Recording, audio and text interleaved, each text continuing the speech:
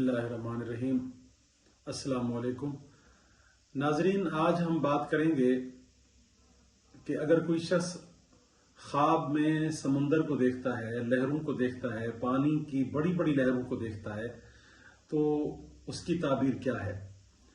پہلے تو یہ سمجھیے کہ تعبیر دینا ایک بہت بڑا فن ہے، یہ بہت بڑا علم ہے۔ اس کے ساتھ تفسیر، حدیث، فقہ اور قیافہ اور اس کے ساتھ ساتھ مختلف قسم کے دیگر علوم، یعنی لفظ کی پہچان، عربی سے مناسبت، فارسی اور تمام زبانوں میں جو اس کے بارے میں کچھ لکھا گیا، یا دیگر یہ کہ کم از کم 3 بڑی زبانیں یعنی عربی، فارسی اور اردو میں جو کچھ لکھا گیا ہے، اور تیسرا یہ کہ جن لوگوں نے پہلے سے اس فن پر کام کیا ہے تو ان کی اس بارے میں کیا رائے ہے۔ تو یہ یاد رکھیے کہ ہر فن کا ایک پہلو ہوتا ہے جو صرف اس کے جاننے والے کے سامنے ہوتا ہے۔ آپ خواب دیکھیں یا میں خواب دیکھوں، دونوں میں فرق ہو جائے گا۔ ایک بچہ خواب دیکھتا ہے، خاتون خواب دیکھتی ہے، مرد دیکھتا ہے، عورت دیکھتی ہے، تو ان تمام میں فرق آ جاتا ہے، حتیٰ کہ موسموں کا بھی فرق ہو جاتا ہے۔ تو یہ جو چیز ہے کہ خواب میں پانی کو دیکھنا، تو یہ دیکھا جائے گا کہ دیکھنے والے کا کبھی ایسے کام سے کوئی تعلق رہا ہے جس میں وہ سمندر کے قریب رہتا ہو، دریا کے قریب یا ندی کے قریب رہتا ہو، اس نے کبھی پانی کو بہت زیادہ دیکھا ہو۔ اگر وہ پانی کے اندر رہنے والا شخص ہے، یعنی جزیروں کے اندر رہنے والا ہے، تو اس کی تعبیر الگ ہے، اور وہ تعبیر یہ ہے، اس کا دیکھنا سفر کی علامت ہے۔ پانی کی بڑی بڑی لہروں کو دیکھنا خواب میں ایک ایسے شخص کا جو کسی جزیرے میں رہتا ہے، تو یہ سفر کی علامت ہے۔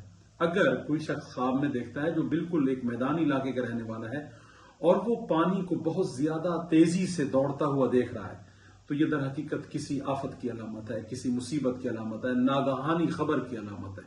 اگر ایک شخص جو کہ پہاڑی علاقے میں رہتا ہے اور وہاں وہ دیکھتا ہے خواب میں پانی جس کو بہت زیادہ تیز، تو اس کا مطلب یہ ہے کہ یہ اس کے لیے ایک دولت مندی کی علامت ہے۔ پانی پہاڑوں میں تیز بہتا ہے، یہ بہت بڑی نعمت بھی ہے وہاں، تو در حقیقت یہ اس کے لیے ایک دولت کی، نعمت کی، فراوانی کی علامت ہے۔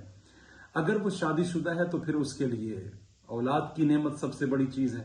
اگر اس کی شادی نہیں ہوئی تو صاف ظاہر ہے اس کے لیے پھر محنت اور کوشش کی طرف علامت ہے، رزق کے حلال کی طرف علامت ہے۔ ایک آدمی خواب میں دیکھتا ہے کہ وہ پانی سے وضو کر رہا ہے، تو در حقیقت اس کا مطلب ہے کہ اسے وہ اچھے اعمال کرنے چاہیے، یا وہ اچھے اعمال میں اپنے آپ کو مصروف کرنے کی خواہش رکھتا ہے۔ ایک شخص یہ دیکھتا ہے کہ وہ نہا رہا ہے، اب پھر پانی، اگر وہ اپنے آپ کو نہاتے ہوئے دیکھتا ہے، اس کا مطلب صحت مندی کی علامت ہے۔ اگر کوئی شخص یہ دیکھتا ہے کہ وہ شربت بنا رہا ہے، تو در حقیقت یہ کسی کو خوش کرنے کی علامت ہے۔ اب وہ چاہے جس کو بھی خوش کرنا چاہتا ہو، یہ اس کا ذاتی معاملہ ہے، چاہے تو وہ اپنے کسی استاد کو یا کسی اپنے بزرگ کو، بڑے کو، یا گھر میں کسی فرد کو خوش کرنا چاہتا ہو۔ اگر کوئی شخص یہ دیکھتا ہے کہ پانی ہے لیکن گندا پانی ہے، گندے پانی کو دیکھنا در حقیقت یہ اس چیز کی علامت ہے کہ اسے ایسے لوگوں سے ذرا نفرت ہے کہ جو برے خیالات کے حامل ہیں، وہ زیادہ بری سوسائٹی کو پسند نہیں کرتا۔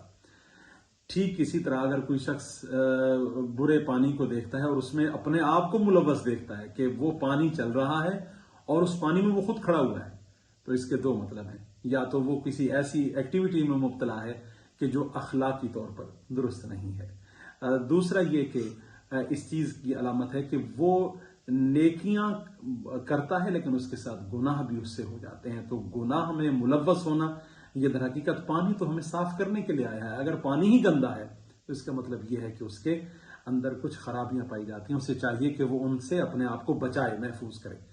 اگر کوئی شخص یہ دیکھتا ہے کہ وہ کشتی میں بیٹھا ہے اور پانی بالکل اس کے ساتھ ساتھ سفر کر رہا ہے اور یہ خطرہ ہے کہ کہیں کشتی الٹ نہ جائے یا ڈوب نہ جائے، تو اس کا مطلب یہ ہے کہ بعض اوقات وہ اپنے دوستوں سے بہت یعنی کہ غیر محتاط رہتا ہے، ڈرا ہوا رہتا ہے۔